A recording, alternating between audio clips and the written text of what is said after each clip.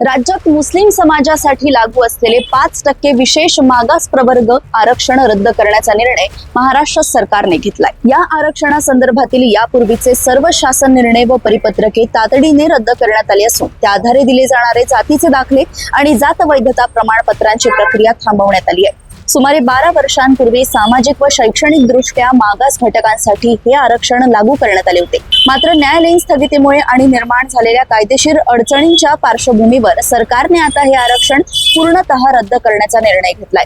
या निर्णयामुळे मुस्लिम समाजातील विद्यार्थ्यांच्या शिक्षणातील प्रवेश तसेच शासकीय व निमशासकीय नोकरीच्या संधींवर परिणाम होण्याची शक्यता व्यक्त केली जात आहे। राज्यातील मुस्लिम समाजाच्या 5% SBC आरक्षणाबाबतचा हा निर्णय पुढील काळात न्यायालयीन आणि राजकीय पातळीवर किती महत्त्वाचा ठरणार याकडे संपूर्ण राज्याचं लक्ष लागून राहिलंय।